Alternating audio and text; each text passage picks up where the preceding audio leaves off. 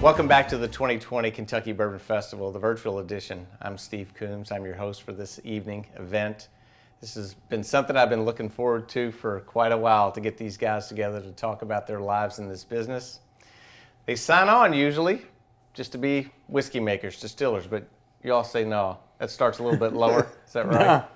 Booker put me on night shift bottling line. Yeah. Jimmy started me rolling barrels and dumping bottles, and then I went to night shift. So the transition to traveling a lot is maybe it's going to sound a little bit more glamorous? Maybe? Yeah, but you got to think about, it used to be me and Fred were the young guys in this industry. Now we're the two old guys. Right. When I started, Jimmy and none of them traveled in 1981. Right. It was sort of the middle 80s. And then Jimmy and Booker were the two biggest that started traveling. So it was relatively new at that time, but nowadays you're definitely an ambassador for sure. Well, in case you don't know who these guys are who are jumping ahead on these questions and making my job easy, this guy right here to my left is Eddie Russell, master distiller at Wild Turkey in Lawrenceburg, Kentucky. His son, Bruce Russell, bourbon educator. Yep. That's right.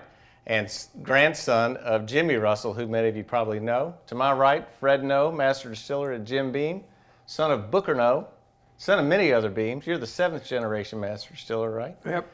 And right behind him is number 5, Booker 5, right? Oh, 4. You're Booker 4. That's Booker right. 4, yeah. Oh, Booker 5's out Booker there in the 5 house is across in the the street. yard, probably. That's right. That's I've seen right. pictures of him in diaper the swimming on, pool. yeah. or something. That's right. He looks like his Oh, grandfather. he does look like that. This is Freddie Noe, 8th generation distiller at Jim Beam. So like we were talking about, these guys, meaning your dads, and they were whiskey makers, and all of a sudden, as bourbon was taking off, they wanted them to be out there and be the faces of the brand. Tell us a little bit about what happened in their era and how that changed. Well, Dad, for him, Mom always said I was the second child. The distillery down at Boston was the first kid, because they came in 1954, and they got married, and I was born in 57. But like back in the old days, when the plant went down, the first call was to Booker, and the second call was to the maintenance men. And he'd take off in 13 miles to the plant, and he stayed there till they got back running again. He did the hiring, he did the firing, he did everything. He didn't have all these, people, like one guy. It was a one-man show at the Boston plant. Now it's called the Booker Noe plant. They named it after Dad, but, and they didn't travel. They made the whiskey, and they were done, Just keep that plant running, keep the barrels going out the back door, because Boston didn't have bottling. They went over to Claremont, and they bottled. And that was his whole deal, And then later on in his career, after he developed small batch, he went on the road and started hand selling, the small batch collection, the Bookers, the Bakers, Basil Hayden, trying to reignite the fire under the bourbon category. And that's pretty much, I'm sure Jimmy had the same difference. That's what those guys did back in the 60s and 70s. They ran the distillery. That's what I started there in 81, and, a few years in, I went to my father and I said, someday I'd like to be you. And he said, which one? The engineer, human resources, union negotiator? I said, no, I want to be the distiller. He said, well, right now that's just a small part of it. And then, once he started traveling, that was a completely different bird, because he was, like he said, I can remember Jimmy and Booker both talking about they went on the road, and if they could get 10 people together to talk to and shake your hand, that was wonderful. Tickled to death. So it wasn't as though they were coming to crowds. They were going to have to be the draw. At that time, nobody knew any Booker, Elmer, Jimmy, Parker, any of those guys. No. They were just here making whiskey. The best is the Miami story from Fred and Granddaddy. I guess how many years before had he gone? 10, was it? Or? Yeah, he'd been to Miami about 10 years ahead and did a tasting. He said there were 7 people showed up. And I'd drive him to the airport, pick him up. And 2 of those are Beam reps, right? Or something like that? It got better than that. It was 2 worked for Beam, 3 worked for Southern, and there was 2 individuals from the public. So he said, Hell, 5 of them were on the payroll. They were getting paid to come listen to me talk. And so I went back. Freddie was a young guy. 14 or 15. And he wanted to go because he was thinking about going to the University of Miami. So I said, well, come on, go. 200 show up. Before we left, Dan said, hope you do better than I did. And I said, well, there was a couple hundred showed up. Well, you're doing better, boy. But he'd always ask, how many showed up? But back in the early days, they'd almost stand on a street corner and talk to somebody to buy a bottle of whiskey. I mean, it was... Yeah, nowadays, You just talk about it and 100 people show up. I go to Thailand and 350 people are at the master class. The first In Thailand. in Thailand. Did Jimmy ever get to go to a place like that? I know y'all went to Jimmy Japan went all together. over the world. I'm not sure he ever did Thailand, but the Asian market is a huge market, so I've really been focusing on it the last few years. But he was going to Germany and Russia and Poland when nobody even realized they sold whiskey there. So it was just a different world. They still didn't have the big crowds at that time. And now, by the time I got to go with Jimmy and see what he was doing, they had big crowds. They were sort of the rock stars, definitely. And he, like your dad, is an engaging personality and funny. I think gets a lot of energy from being around people. Did he enjoy it? I went home. My first event I went with my father. It was just in Lexington. They just wanted me to go to see what he was doing. It was a Rolls-Royce convention at Griffin Gate Hotel over there. This would have been probably early 90s. And he had a room about 150 people. And he gets up on the stage and talked and had people laughing and crying and doing everything, telling jokes. I went straight on my mother and said, "You don't know Jimmy." He said more than that there, and he'd said my first 23 years of life, I think. So people like Booker or my dad, they loved what they did so much. It was like they were a different person when they talked about it. I mean, their whole personality changed. I mean, to this day, my dad can barely get around. If you tell him there's 10 people want to meet him, he's done thrown his cane down and running over there, so he still feels that way. I'll tell a story on him because if anybody's met Jimmy on the road, he's made to be that kind of traveling salesman, that kind of old school snake oil salesman. I'm going to show up with my truck of whiskey and he's going to sell it to you. But he loves just being around people, and he's legendary for putting people under the table. And I still remember my first time getting to go on the road, like that whole year. I ended up at Tales of the Cocktail.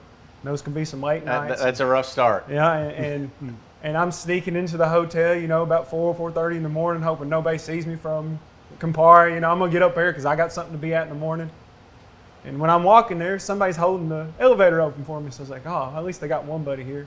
And sure enough, 4:30 in the morning, it was Jimmy going to bed in that elevator, and he'd hold it open. The first thing he said is, "You better be at breakfast tomorrow." Oh, yeah. I got one on Jimmy in Germany. It was his birthday. Been many, many years ago. I remember which birthday it was. They said, well, will you toast Jimmy?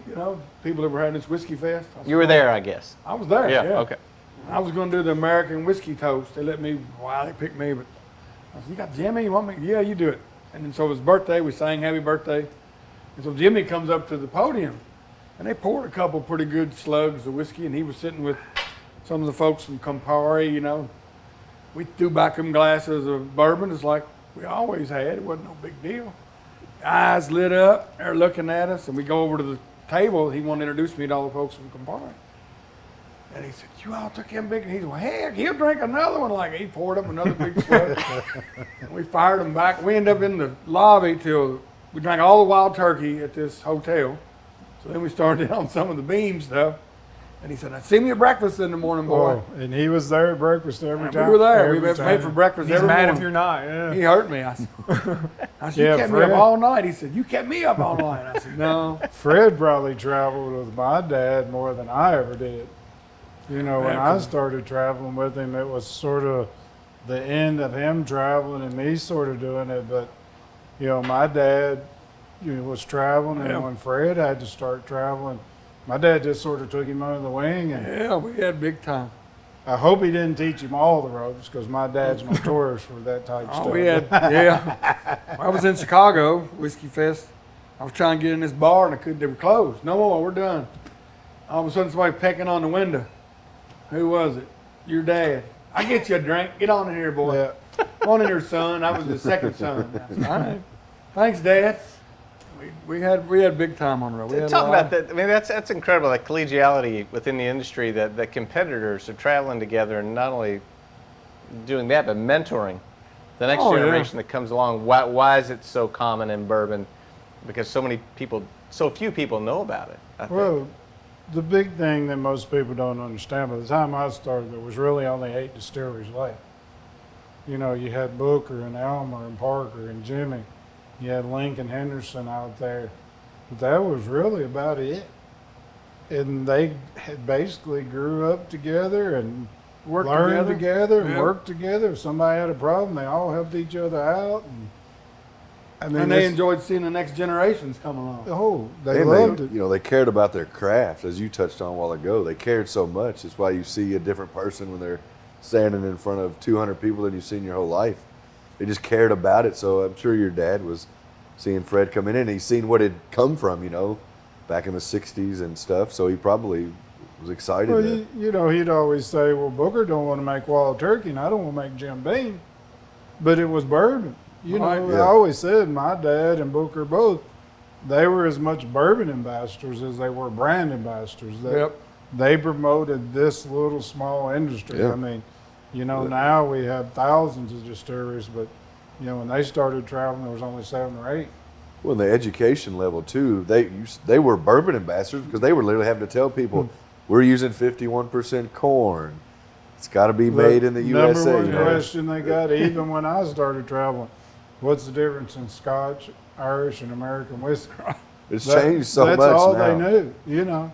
Big difference now. So how much pressure did it put on you guys maybe to see these guys who were really kind of natural showmen and salesmen, and as you're growing up and you're thinking, I want to be at that level at some point, and how am I going to, you know, stand out in that shadow? Did it ever occur to you, or did, as I understand, Booker always told you guys both to be yourselves? I think right?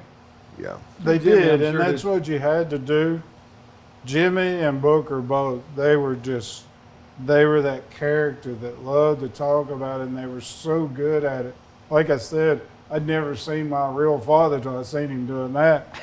And I think me and Fred are a lot alike, where if that had never happened to us, we'd been fine. You know, we did it because we did love it, but we'd just soon been here, you know, working Right. at our distillery. But I think you got a generation here that's back to the Jimmy and Booker again, that, man, they love to get out there and they love to talk to people. I know for me, I don't know about Fred, but it wasn't as easy for me. You know, I'm sure I stumbled around a lot, where when I saw Bruce do his first, I'm like, shit, he's Jimmy Oh, made yeah. over, you know. Yeah, they made me practice. I remember my very first tasting was at Barron River Resort, and Boy, going high class there. the right? the PR guy came from Chicago to take me down there. I said, "Where are we going to do this tasting, Jim?" And he said, "Oh, it's down the road here at a convention." I said, "What? You know where?" He said, "Somewhere down here at Barron River." I said, "Okay." And so we're down there. Who's it for? Oh, yeah, it's just for a group. It's meeting there. It's low key. You get to practice your stick. You know, just don't. I said, "Well, tell me more." Well, by the time we got to Glasgow, which is right there at Barron River, he said, "Well, it's for the FBI." I said, "FBI?" I said, "Do you know this is a dry county? And we're going to a state resort, which the alcohol is not." "Oh, you're okay." I said, "Jim, it's crazy." And I said, "Keep the motor running just in case. This is a trap. They're going to get me for all my sins I've committed 20 years ago." But it went great. I mean, Good it was- guilty conscience. I mean, he didn't want to tell me. He didn't want to get me nervous going down. Yeah. When he finally came clean, I said, "We're going to a dry county." And I knew state resorts didn't allow alcohol at that time. It was, you know, back in late 80s. Yeah. And all of a sudden I'm going for the FBI? Really? When they drank more than most tasting, but it was all good. It was kind of funny. I was a loose cannon. They didn't know if I was going to make it. They brought in a speech coach. I know Freddie likes this story from Oh, yeah. Atlanta. You know, because I was kind of had a wild streak, and the corporate folks in Chicago knew I was Booker's son, and you know. So they brought in a lady she worked down there in Atlanta to teach me how to talk Southern. And so she flies up from Atlanta and comes to Louisville. They meet her, take her out here to Claremont. We go in the conference room. She hands me a piece of paper, kind of like your notes there. It's typed up. Said, just read this. I said, okay. I read through it. She said, you're fine. She closed her folder and said, he's fine. He talks plenty Southern. Don't worry. And turned her bill in. Turned her bill in and got paid. I said, you all really? I didn't know. I thought she was a speech coach or something. I didn't know they hired her to get me to talk Southern. I said, damn, I was raised in Kentucky, went to military school in Tennessee, and now you're trying to bring people, y'all from Chicago, hire somebody from Atlanta to come teach me how to talk Southern. I said, well, here we go. He's going to be okay. Leave him alone. Yeah. Speaking of which, speaking Southern, you guys are going all around the world. I mean, you go 2 states away, they might not get your accent sometimes. Right. But you're an ambassador to go around the world. How much does the accent ever cause you any trouble? So, I mean, if you're going to the UK where it's, you know, the Queen's English, Queen's English, mate. Yeah, it's a little different, but they still get it. Right. You know, when you're places where it's not English, you got an interpreter. All right. So it doesn't matter. But you never know what the interpreter's saying. No, you You don't. start talking about 51% corn, and everybody starts laughing. You're going, what did he say? You know. To be honest, it's probably got me out of trouble more than it's got me in trouble. Because sometimes you get a crowd that, you know, maybe is not as educated, or sometimes there is a language barrier, and then you put on the accent real thick, and yes ma'am, yes sir, and they eat it up with a spoon. So the accent to me is It's an advantage. It's Yeah, an one lady advantage, asked me in yeah. New York where I got my accent. I wanted to say Sears and Roebuck, but I looked at she Yeah. loved my accent. Where'd you get it? Yeah, I went to Switzerland, and I'm like, because when you go to these places, it's like there's 3 or 4 different forms of German over there. And, you know, they don't even understand each other a lot of times. And I said, you know, I need to sit down with an interpreter because we're talking about alcohol and grains that's not sort of normal. Right. They said, oh no, said these people want to hear your Southern accent. So I had about 40 young people standing out in front of me. And I started talking. Well, they just talked right back to me in English. I try to smoke them out. When I'm somewhere they don't speak, I have to always tell my story. It took me 8 years to get out of college. And if they smile or laugh, then they understand English. Then you know how many people react or how many wait for the interpreter. And then you can kind of, then they figure out, well, he's not some high educated dude. He's just a dumb old boy from Kentucky that drinks whiskey. You know? Well, talk about that bourbon foreigner, as it were, be it anywhere on your travels, be it here in the United States or abroad. What do they like and what do they expect of you? Do they crowd around for autographs and selfies and, you know, your attention and try to squeeze you for secrets and special tips at the distillery, or what? What happens? It kind of depends where you're at and what, you know, if you're at a whiskey fest, it's more autographs and selfies and quizzing you about what's coming next, or maybe something they think they've caught on to you all, or doing something, or you've changed something. And I've seen a couple of arguments with a couple of distillers. Guy was drunk, distiller was drunk, and they were arguing about an age. It was an unaged product. They were arguing about what age it was, and the consumer had it down to the month. He knew that this whiskey had shifted from this age down to this. It was like 5 years and 4 months or something.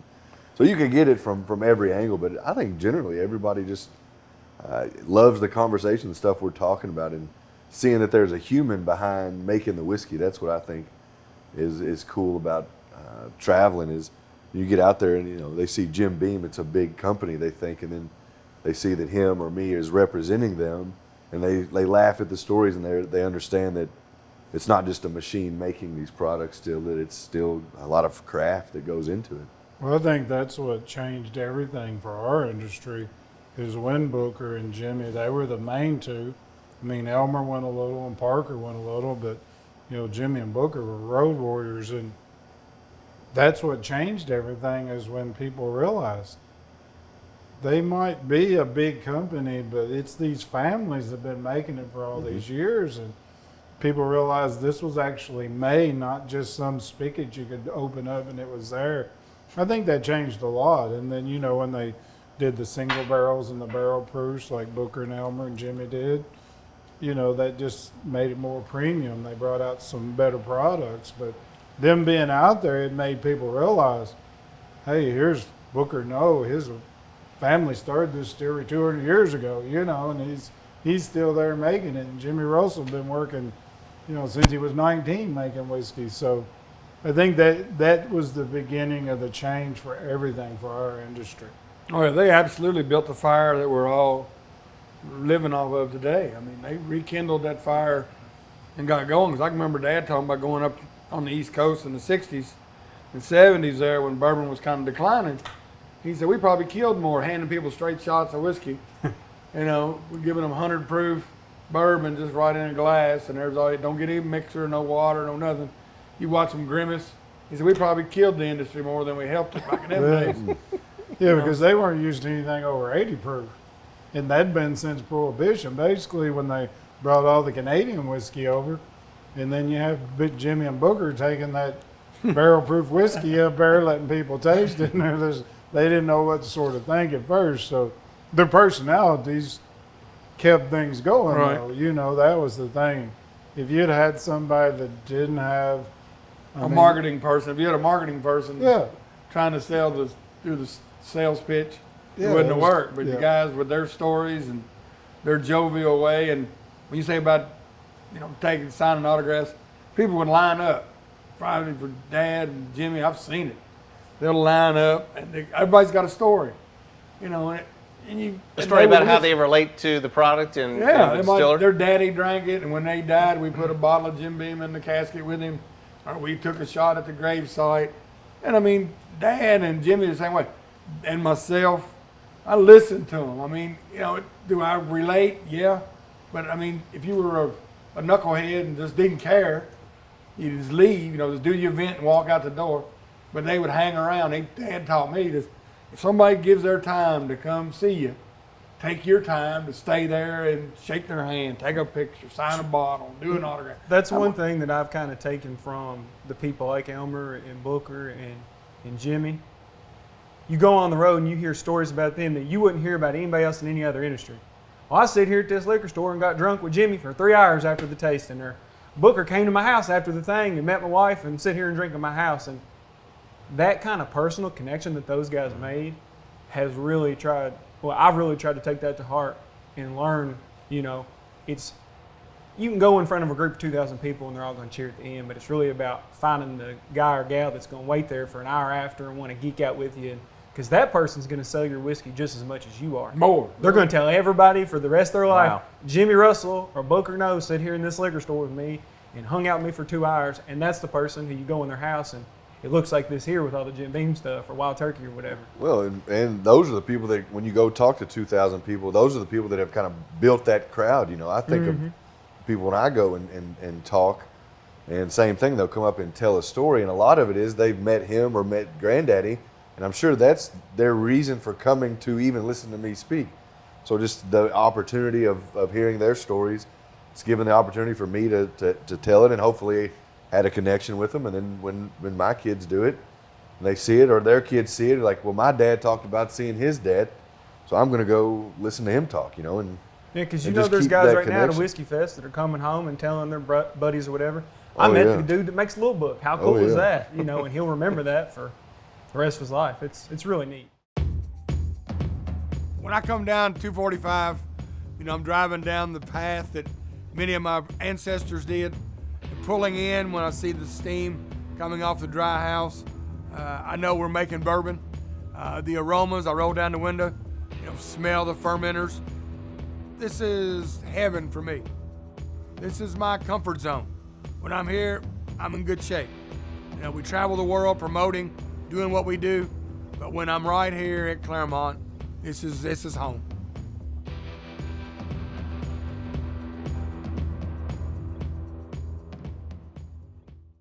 We are more than just a general contractor.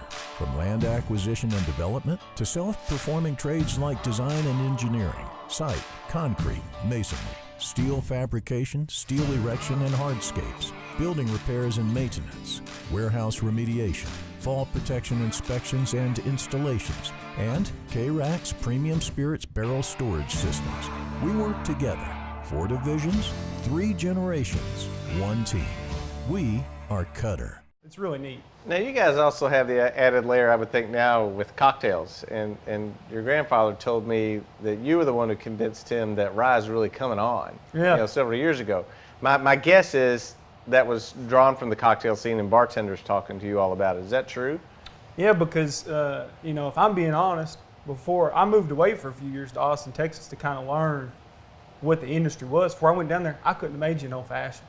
I didn't even know what on-prem and off-prem meant. I'd grown up drinking at home out of Dad's garage stuff, Came at that. And then going on the road. Yeah. And to be honest, it was cool to see people mine and Freddie's age to care, because I remember growing up and seeing the people that Dad and I call Jimmy Mimmy, who Dad and Mimmy were talking to on the road. It was them. It was an older Southern gentleman. Right. And then when I moved to Austin and I realized there were a bunch of 21 to 40-year-old men and women, kind of the quote-unquote cool crowd of people, and they were into stuff like Wild Turkey and Overholt and Old Granddad, and these kind of old school brands, I was like, well, dang, this is a lot easier for me than it was them, and it was cool. And then that whole crowd were the ones that convinced me, hey, we want, bottled and bond products. We want some old-fashioned rye whiskey. We want high proof, right out of the barrel stuff. And it was good for me, I think, to come back and try to convince Dad and Jimmy, we can do some different stuff. These people are going to be into it. Jimmy's still not sold on the rye, but when you've been here, today's his 66th anniversary at the distillery, and for somebody that's been around almost 70 years, Oh my I God. tell him it's been growing for 10 years. He say, well, I've been here for 70. It's hard to convince him. It's still not a a fad, trend. just a yeah. fad. It's still a fad. Yeah. Right. That's like them Scots guys. That's what they say. Bourbon's only been around 200 years. It's just a fad. Yeah. Okay, that's our friend Richard Patterson. Richard's Yeah. bourbon's just a fad. We've had a lot of fun with it. It's always great. Yeah. Oh, go ahead. Go ahead, Eddie. I was just Finish going up. to give a little story about one of the first times I went on the road. We were with a previous company, and they had a Scotch and they had an Irish whiskey. And we go to California after the Whiskey Fest in Chicago, and we're just going from town to town. There'd be 15, 20 people at every little place. I got 15 minutes, and the Irish guy got 15 minutes, and the Scotch guy got 15 minutes. First place I went, I got up there, and I was old-fashioned. Do everything the old way, started in 1730s, Scotch guy gets up there and he's talking about the different regions and the flavors starting the 1500s. Barry Crockett was the distiller. He was basically the only distiller in Ireland at that time. He gets up and he's, the monks were making whiskey in Ireland in the 1100s, and I thought, I got to change my story a little bit. They were just about 600 years before us, Right. But as Jimmy always says, the Irish started and the Scotch screwed it up, and the Americans perfected it. So that's sort of the way we look at it.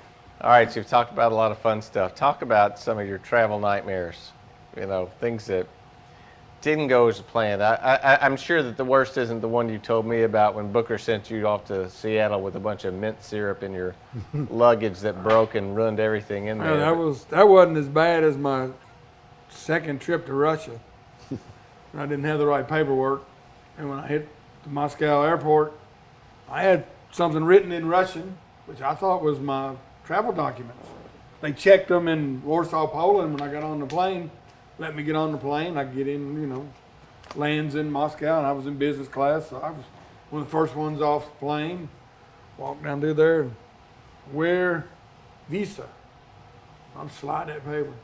No visa. What? And he spoke about as much English as I spoke Russian. It was very little. So they pulled me aside, put me in a little room. I'm on my cell phone, trying to get a hold of somebody, saying, man, I'm being held here. And they caught me on that, took my phone away.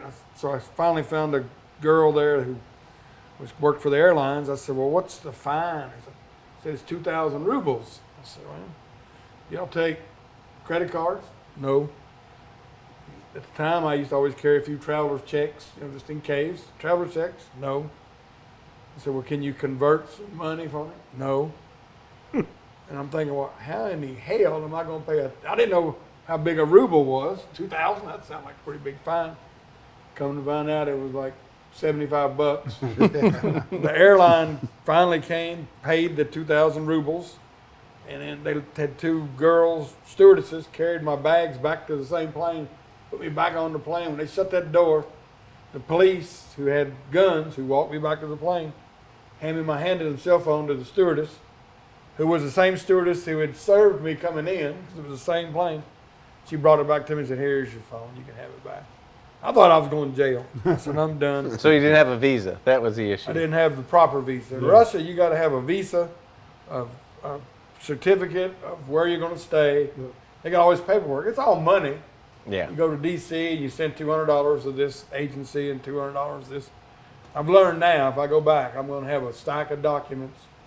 And I've told other distillers that were going, I said, make sure you got your visa. Yep. And my old buddy Greg Davis, he got all the way to Paris before they figured out he didn't have the right paperwork. They sent him back. He didn't go into Russia, but he had to come back. Your company has to do a type thing where they're telling them why you're coming in and pay. You have to not only buy your ticket, but then, like he said, get your visa, which that was the hardest one I've ever done. Right. It's crazy. But definitely my hardest one was, and I know I've heard Fred talk about this before, when we started going around with our dads, they were rock stars. You know, they get off the plane, there'd be a big limousine or somebody picking them up, taking them to the nicest hotel. So I went, the first place I ever went with my dad overseas was Japan, because he went every year, and we still do. This will be the first year I've missed, I think, since 2006. But so go to Japan with him. I may even went to Australia one time with him, and then they said, you're going to go to Johannesburg, South Africa, on your own. So it's a 21-hour trip. You flew to Dakar, Senegal, and pulled on the tarmac. They wouldn't even let you off the plane. That was about 10 hours. Hour and a half getting new food in there, and then another 10 hours on. I landed, didn't have no electrical adapters. My phone was dead. My computer was dead. I get out. Every time I'd went somewhere with Jimmy, you know, it was either somebody new or somebody with a sign. Holding them signs. Jimmy Russell, you know. Right. I get out, come around that corner. First time on my own, you know, not a soul. No Eddie Russell. And I kept thinking somebody's going to recognize me or know me or something and come up. 30 minutes later, everybody's gone. There I sat. No phone, no computer. What do you do? I'm in a country I didn't know anything about. So I go over here and sit down, and I was just racking my brain. About another 20 minutes, here come a little guy. He walked up to me and said, you Eddie Russell? And I said, yes, sir. And I thought, thank God. He said, come with me. He said, I'll take you to a hotel. He said, I'm in the delivery truck. Is that okay? So he was in the truck. So they'd send a delivery guy to pick me up. He drops me off at this hotel, and I walk in. We don't have a reservation for no Eddie Russell. I said, oh, yeah, it may be under Edward or this or that. He said, no. I just went over and sat down in a chair. I mean, what do you do? Thank goodness the young man that was doing it, he says, I think I figured it out. Let me call somebody. It was a hotel with a similar name. And he said, it's about 3 blocks down the road. And I said, well, thank you, sir. I appreciate it. Which way? He said, oh, you can't walk. This is one of the most dangerous cities there is. I said, oh, I'll be all right. He said, oh, no, you can't walk. He said, but I've got a buddy that'll take you. I thought, oh, no. Where am I going to wind up on this deal? But it was. He had a buddy that took me in the same way. It was like 90 Rand. And I'm like, well, all I got's American money. The hotel, they exchange it. I went in there and gave them a $100 bill, and they give me a grocery sack full of money. 90 Rand was $8. Yeah, when I went to Dubai, same deal. Nobody was there to pick me up. And I said, well, I knew the name of the hotel. So I just took a ride in this car, you know. I thought it was a car service. Combined, it was a pretty shady character, but I got there. And he said, what are you going to pay with? Is it a credit card? He said, no, I don't take credit card. You take American money? Oh, yeah. How much? And he kept hauling around. Hedging. So I just threw him 100 and said, here, just take it. I'm out of here. Because I could see he kept looking up in the rearview mirror. I said, oh, man. Yeah, most of the time anywhere like that, I don't get money a lot of times because, they're usually paying for everything. But Right. it's always that ride to the airport coming home. They're not getting up to pick you up to go, so you grab a cab. And, I was in Poland, I think, and he said so much. And I said, dude, all I got is American money. I'd be happy to take that. Oh, yeah. Because the value was so much more than their money, so he probably got me for 3 times what the cab ride was worth, but I didn't care. I was Right. going home. You got out and got home. And you get over in England, and they got so many different denominations. If you got Irish pounds or English pounds, they get in. Them cab drivers will get into argument. I don't take that. I said, well, it's a British pound. No, that's not. That's from Northern Ireland. That's not. Euros or anything. Yeah, That's it's crazy. crazy. Do you guys meet the same struggles at all? A Or little bit, not as bad. My worst is probably with him as well. We came in from Spain and landed in Charlotte, and it looked like they were throwing a party in the airport. There, you couldn't even walk, so we knew something was wrong. We sat there. They canceled every flight from like 2 p.m. on out of Charlotte, and so we just rented a car and actually got one of the last 2 or 3 cars. Yeah, I told After him, being on a go flight. get the luggage. I'll go get us a car. Yeah. We were ahead of the hounds. I didn't wait till them to tell me it was. And we got in the little car and we drove home from Charlotte after flying away from Barcelona. My roughest was here in the States. I was in New York one time. I think it was right after a whiskey fest or something. But whatever it was, I had to get there the next morning back to Texas to do this thing for the distributor. I was doing a distributor meeting. So I was supposed to leave out at New York at 3 p.m. I get up to LaGuardia, delayed. But they do the thing where they don't want to actually give you money back for the ticket. So instead of just canceling the flight, they delay it and delay it and delay it. Well, I get stuck there and they say, well, we're going to switch you over to the red eye. Well, that got canceled. So I'm stuck at LaGuardia. It's 12:30, at night. And they're like, well, y'all are going to have to go on the next flight at 5:30, 6 a.m. And we're not paying for your hotel. So me and 20 of the people that are on that red eye camped out at LaGuardia in the airport, all huddled together because there was a lot of other people that hang out there permanently, It's kind of where they live. And we all huddled together there and got on that same flight in the morning. And I didn't sleep. It was a rough night, but I made it to the distributor meeting. Yeah. LaGuardia, that's another nightmare. It's 10 times worse now too. what's your favorite places? Where if your folks at Campari or your folks at Beam Suntory said you're going on a trip tomorrow, where would you say, I'm going willingly, happily? In the country or out of the country? Anywhere. I'd say out of the country, Spain. You got the ham sitting there. The ham in Spain is amazing. Speaking of which, this is I would say Freddie's out of the country, country Spain. ham. I like the food, and the culture is really, really good there. So I would probably say Spain or. And that was I've a, never that been was to a whiskey Australia. trip, right? That was we were there for our international sales meeting. So yeah. Yeah. I've never been to Australia, but I've heard right. him talk about it. So I'd probably throw that one on there just because it's We were very supposed to similar go to this year. American. So we're going to hopefully get him over and Domestically, I don't introduce know. him to the Aussies. Do For they me, get the concept in Spain of ham and whiskey together like we enjoy, or? They eat ham with anything, so they're get not it 3 too meals big a on day. being with whiskey. The only They're just thing saying is- ham plus The only everything. thing is they're not eating supper until 11:30, 12 o'clock. Right. yeah, Yeah, that's they're late true, eaters right. now. Yeah. Everything's late in Spain. But they take a little siesta. They during take the a day. siesta in the afternoon. Yeah, I'd have to say outside the U.S., Australia, because there's no language barrier. And they're hospitable, Oh, funny. when they find out you're from the U.S., they They bend love over backwards to make sure you have a good time. It's just now the flight over. They got that one flight from Dallas to Sydney. It's like 22 hours straight. It's a tough one, but they had to stop and get more fuel. They said we got a headwind. We're going to have to stop and get more fuel. I said make sure you do that.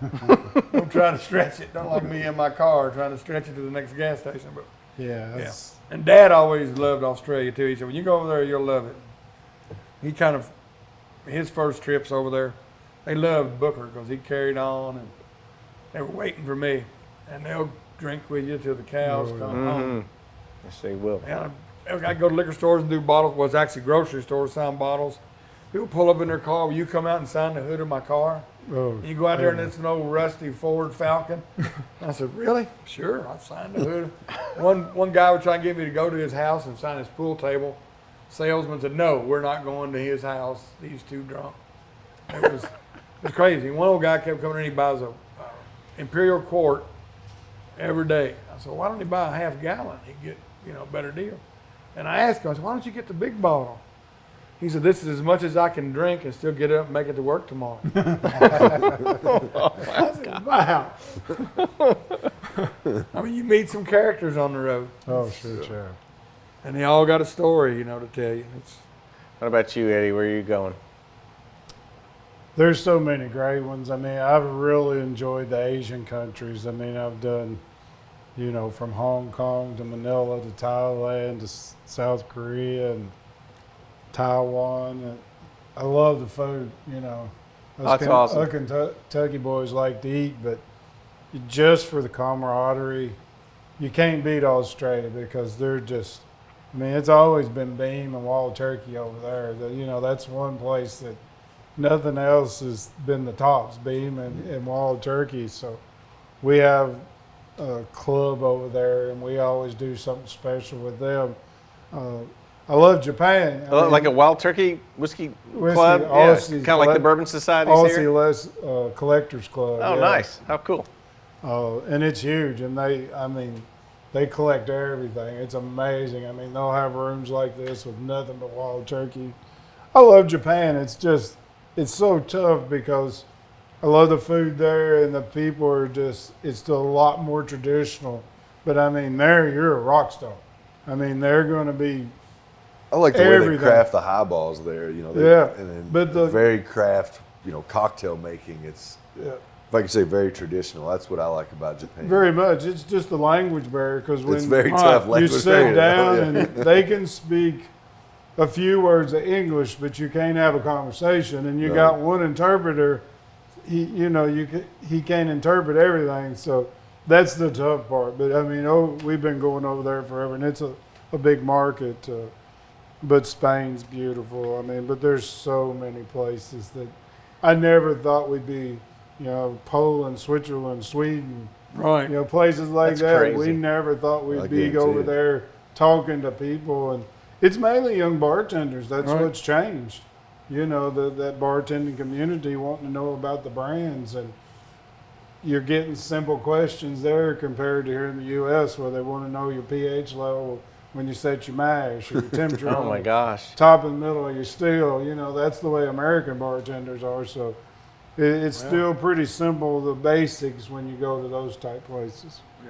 I made my first trip to Amsterdam this year, or last year. Then you came home?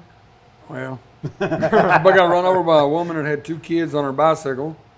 Bicycles, there's a bicycle chain to every. You ever been to Amsterdam? I have. I just flown through there. They got a bicycle chain to anything that's stationary. And that's their main means of transportation because the streets are so small. I'm standing outside a bar after I got finished doing a class, and this woman come down through there, looked like 30 miles an hour, had 2 kids in this box. And this bartender said, look out. And I moved, and she went right by me. I said, wow. And then all of a sudden you hit the whiff of substance that, they grow a lot here in Kentucky. You can smell that. I said, dang, I wonder if I got run over by a bicycle. That woman probably was burning one before she put her kids in the box to come down the hill. And them boys from Amsterdam or from the Netherlands, they laughed. They thought that was so funny. Oh, Yeah, Fred, stay over here close. Don't get out in the middle. I'm good. All right, Bruce. Where are you going? I guess if I got to go anywhere, I'm probably the same as Dad. Japan. The culture there is so interesting to me. I think it's part of it's being from a place like Lawrenceburg, where I grew up with a few thousand people, and I literally knew everybody in town, and they know us, and I love living in a place like that. But cities to me are so interesting. New York, Chicago, LA. How many people interact there is crazy. Yeah, it's crazy to me, but it's so fun to go visit a place like that. And if you get a chance to go to Mexico City or Tokyo or a place, or New York kind of like this too, where it's amazing to me how many people can all kind of live together and interact, and the cultures and stuff there. Just something you don't get here in Kentucky. And so to visit places like that for me is so fun. But it's also fun getting to come back to Kentucky and, you know, Right. go eat at mom and dad's on the weekends with my brother, or, you know, pester dad to go fishing so he can make me some fried fish, you know, stuff like that. I still get giddy when I'm landing. It don't matter where I've been. And when I come across, and you go across the bridge there in Louisville over there, you know you're back in Kentucky. There's just Yeah. nothing beats that feeling. Well, then, It's just- you know, it's nothing like coming home, but, you know, when you're going somewhere and you get off that plane, it's just like, oh yeah, man, you're just fired up and ready to go. And then 24 hours later, when you've worked 23 of those 24, you're like, I'm ready to go home. You know, you count down till you leave. because Yeah. that's the thing is when you're traveling, whether it's here in the States, you know, here in the States, a lot of times it's 3 days, fly in, work 2 or 3 days, fly home. Overseas, it's usually a couple of weeks. And, you know, when they got you, they're going to use you. Oh yeah. Oh, They're yeah. going to take advantage of you. I mean, Both long states days. and overseas. you yeah, know, yeah. they're picking you up at 8 o'clock and you're getting home at midnight or after, and next day is the same. And, you know, it wears you down. But I mean, when, you know, I land somewhere, especially overseas, it's just like, man, I'm so excited to get in to talk to people. And because, you know, when you're overseas, they're not as knowledgeable, so you can really get to the basics where Yeah. here it gets very technical and very scientific, you know. Me and Fred, I know we're the older school guys. We just want to tell stories about our dads. you know. Right. That's Or easy. stories about the industry. When you open up the questions, you never know what question you're gonna get That's asked. exactly right. I was doing an interview and it was in Japan years ago, and the reporter asked, "How much can you drink?" I said, "I drink my share." "Can you drink a lot?" You know, they'll teach me in PR school, you know, don't tell too much. I said, "Well, what's a lot?" They said, "A whole bottle." I said, "Well, sure, give me enough time." But I mean, they want to get to that. You get overseas, they want to know how much can you drink. Yeah. Like you're some Viking. Yeah, I mean, it's Yeah. a game. I mean, a lot of times you get in these dinners. I guess one that I always like to tell the story. We were at a dinner in Japan.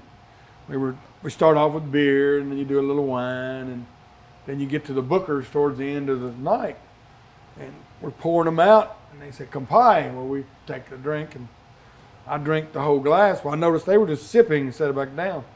So I nudged my little translator, a little Japanese girl, and I said, "Tell these boys I have played this game before, and when we kampai, we all drink the whole glass. I don't drink the whole glass, and they just touch it to their lips. And so they go around, so they know the game. Then we started playing kampai. Well, you know, we're sitting there, and they're cooking a ribeye steak, and one of the big bosses said, "Fred, could you eat whole ribeye steak?" You know, and it was a steak. It wasn't much. Yeah. 5 or That? 6 ounces. I said, "Sure, cook Fred, whole ribeye steak." And they cooked it. I ate that with, and these other 5 guys split one. Yep. And then we started drinking Booker's by the glassful. The next morning when I'm doing my meeting at the distributor, the big boss is back there passing out. I said, "Hey, Edison, you with me?" Huh? He's waking him up. But they'll fall asleep. You know, Japanese, you keep them out. Oh, yeah. They'll fall asleep in that meeting the next day. It's funny. It's a game though. They like to see what you can stand, and the game ends when the first person gets pretty loaded. So I wasn't gonna be the first I one. think Jimmy and Booker probably set the standard for Yeah. Yeah. And I That's a believe high you're bar right. They expect- together. I got asked that a lot. "Can you drink as much as your father?" No, absolutely not. And I don't want to. And I don't stay out that late. Right. Yeah, when I first went with Jimmy to Australia, it's like they had this guy. And his job was to pack around that Euro 101 for us to drink. That if they had a glass and ice in front of you at every event, and if it got low, it was his job to fill that glass. Well, when Jimmy quit going, I didn't have that guy no more. I don't know what happened. All right. Yeah, I'm like you. Booker rode in limousines, and I had now Uber. Freddie taught me Uber, but cabs. Uber What's the changed. deal? How come I No, don't I get stretched guarantee it. limo? I remember when I was like, "What the hell are you doing?" I said, "I'm getting us a car." So we get a cab out there. It's like, "We ain't staying out there." It was in New York. I said, "I ain't staying out there in the Oh, damn New cold." York, I use a Waiting cab. on one of them guys to come by. Heck And yeah. we did that, and then he's been hooked ever since. Then he got me on his Grub Hub when you get back to the room. Yeah, they just bring it to you. Bring food in the hotel. I've been eating peanut butter crackers out of my damn suitcase for years. Yeah. That's another thing. You get in some of them markets, you make sure to take some snacks because you never yeah, know. Some of them, yeah. When you get at home at late night, there's no restaurant open. You say, "Man, I need to eat something, or I ain't gonna feel good tomorrow." So yeah, peanut butter crackers, Slim Jims, and all that stuff. And that's the hard part about the traveling is you work 12, 13 hours a day, but there comes a point, and it's earlier now than it used to be. I mean, when I first started, it was my dad's people, and they partied all night and worked hard the next day and partied the next night. Well, now you have a different generation of people, and they got families, and they want to go home at 8 or 9 o'clock at night. Well, the hard part is you've worked all day, and now they drop you off at your hotel. You don't have anybody you know. If you want to grab something to eat, if the hotel doesn't have something, it's like, thank goodness for the delivery places, because it used to be, I was like, Fred, I got some peanut butter and crackers in my, or some Slim Jims in my luggage, Right. Talking about those kind of experiences, and I know it's probably the same for y'all. It's not only the market that makes the trip real good, it's the people that work for you that are good there. Oh yeah. Oh, yeah. Not to Oh, I name bet. names on the bad side, but there are markets I go to, and I know it's not going to be very fun. And then there are certain markets, like there's a lady named Marita who works for us down in Miami. Last time I was in Miami, every night I didn't have something to eat, she'd cook at her house, and have me in there. It's those kind of people that really make these visits. It's not only the consumer, it's the Centauri Beam folks or the Campari folks that are really good at their job and love having us down there that make those trips. We'll make special. sure you have a good time. Show y'all. You got the best Yeah. tour guides. Yeah. Make sure you got food and a place to drink. And, Or, it makes- even as simple as meeting their families. That's got to be fun. I got several people around the U.S. that I met their kids and wife the first time, and to this day, we always have a meal together when we go, and it just makes it much more you're at home that way, where instead of just saying, you drop you off at your hotel, I got to go home to wife and kids, I actually bring them around. And I really enjoy that. Of course, our family's like Fred and them, it's a family atmosphere all the time, so. It does make a huge difference when you do things like that. And to Bruce's point, when you got places and people you like we like New Orleans, we got some guys down there we cut up with. Food's great, the atmosphere's always great. So put all those three things together, it makes a repeat visit becomes a lot easier when you got someone that's taking care of you, and making sure you got a good full plate of food, a good glass Big of Red whiskey. taking care of you. Yeah, Big Red. I don't go there. That's you, boy. Here we get down to New Orleans. Usually, it's me and Freddie, and over the years, I've learned to go to Drago's and get you some charbroiled oysters. Heck yeah. Oh my and gosh, go straight that sounds there. good. I mean, that's the Yeah. first stop. Drop off your luggage, and just go there and get you a couple dozen of them oysters, and then Yeah, they took me the first time I ever went. We sit down, and we really like our guy down there in Louisiana, too. Yeah. Him and Dad are real good buddies. And we go to Drago's, and he tells ladies, like, all right, we're going to need a dozen. And I thought he meant we're all going to share a dozen oysters. No, it meant we all Everybody got a gets a dozen dozen. oysters. Oh, yeah. And you know what? I ate them. I wanted another dozen. That's just Heck starting. yeah. That's Yeah. just starting. it's getting warmed up. Yeah. Then you eat lunch. That is Then you have shrimp some po' boy. That's redfish, what we do. We yeah. get the oysters, then we get shrimp po' Oh, you go to boys followed Drago's, up. them oysters are wonderful. Oh, That bread and that sauce. Yeah. Sounds Can't to beat me it. like you guys are missing some travel after all this staying home from COVID. I'm definitely. Well, Yeah, he's getting to where he definitely. can do them oysters. You got a guy here That's in what- town. You Oh, get him. neat. Yeah. There you go. We'll have to come down. We'll do them. Heck yeah. I've gotta- done them probably Wow. 6 or 7 times. Yeah. He's getting it figured out. Yeah, it's. He brought back a bunch of that sauce from down there. I did. We went to a grocery Started store, analyzing it, signing figuring out bottles. how to make He's it going to the shelves looking for that butter You've been doing a sauce. lot of cooking and stuff during all this? Heck yeah. Yeah, me I did too. plenty before, but now, well, here lately I've been doing a bunch more Zooms we were talking about before we got started. That stuff, and to your point, it's like right in dinner or after time. So I haven't been cooking as much lately, but when we first, like you said, we didn't know what was going on in March. I was cooking briskets all the time, ribs, I'm doing anything and everything. Yeah, I I mean, love cooking. this started. I've probably for the last 7 or 8 years been on the road 60% of the time, and 4 or 5 overseas trips, and it's like, I went that first month, didn't have to go nowhere, and I'm like, shoo, hey, I like this. We was cooking at home, having the kids over some, and it was wonderful. And once we started these Zooms, I started back single barrels, so that brought a little stuff going on. But yeah, as much as you think, I'm glad I'm not traveling, you do miss The people. You don't miss the travel. people. Being on a plane in the hotel is not a glamorous job. No. People think it is, but It's it's definitely not. not, no. But when you get out and you get in front of people and they're sitting there listening and taking notes, and afterwards they want to talk to you, like Fred said, they all have a story, Right. you know. And I learned the same way, because that's why Booker and Jimmy were the ones that changed everything, because just doing the event wasn't it for them. You know, when I went with Jimmy, he got up and spoke for 30, 40 minutes, and then while everybody was eating, he was going around to every table talking to everybody. And he'd be the last one to eat, you know, Right. because he wanted to make sure.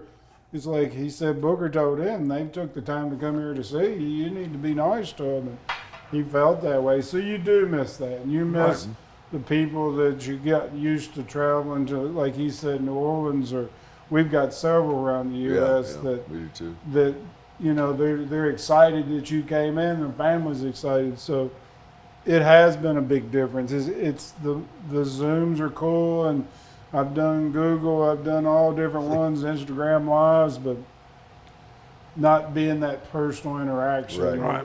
It's different. To your point, the follow up is what's like the stories afterwards of the people talking about Yeah. meeting him or how they got introduced to your brands. Those are you don't get those with Zoom, because you talk and then it's over. Yeah. You know, it's Yeah, the getting from human point A element to of point it. B is terrible. But Once being you there get with the me people. yeah, flying out of Louisville is not never. great. It's It's, not the best it's place not to- the greatest airport to do your travel from. You can get anywhere in the world from there, but you got to go through someplace. And They don't tell you how long it's going to take. right, I mean, Well- just because it says you're going to land at 10:05 a.m., that don't mean that's going to happen. And I don't know about Lexington. I know you guys fly out of Lexington. I It's a don't know little how- better at Lexington because there's not such many people, but it's like they want me in Chicago about 10 or 11 a.m., but they want me coming in that same morning. So that means you're rolling your butt out of bed at 4:35 a.m. Right. Same get to here. the airport, and they gonna work you till 10 o'clock that night. You know, so that part's tough. But we do, or I do. You know, I'm sure they're the same way. I miss that personal interaction with those people, and that's been the hardest part of this whole COVID deal. Is just the personal interaction with people. And that's been the hardest part of this festival, is doing it virtual, because we love seeing all the visitors who come to the Kentucky Bourbon Festival here in Bardstown every year. It's the first time that we've ever have had to do it on the opposite side of a camera. And boy, do we want to see you next year in 2021 when you can see these guys. Oh yeah. Maybe have to put up with seeing me, and get together when we can toast each other and laugh together, and you can hear these stories in person. So I want to thank these guys once again for being with us. Freddie Noe, Fred Noe, Eddie Russell, Bruce Russell. This has been a great conversation. I know for a fact that if the batteries weren't running out on that camera, we'd let this keep rolling, because we're having a great time. So, We always have fun when we're together. absolutely. We hunt each other up when we're on the road. It's kind of funny.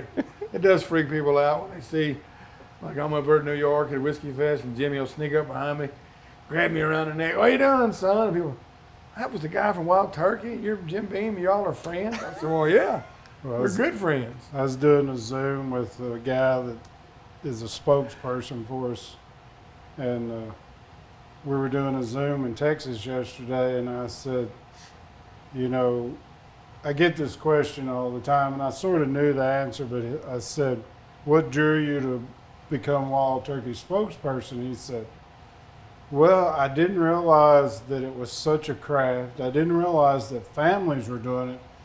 But he said, when you guys talk so great about the beans and the nose and the, you know, Elmer T. Lee, it's like you're all friends. He said, that really was so cool. But that's what our industry is here in Kentucky. You know, we were taught that by the generation before us. You know, and it's the same way for us. I mean, we could sit here and BS for 5 or 6 hours. There's plenty of whiskey. We probably couldn't get home, but well, Fred and Freddie can. Yeah, Me and Bruce hopefully. We find a place where you stay. We got plenty of room. That's the industry, people. It's the way these guys treat each other. Next year, we hope you can join us when we will sit together and sip together and enjoy the 2021 face-to-face Kentucky Bourbon Festival. Thanks for joining us. Cheers. Cheers. Cheers, everyone. y'all. Cheers.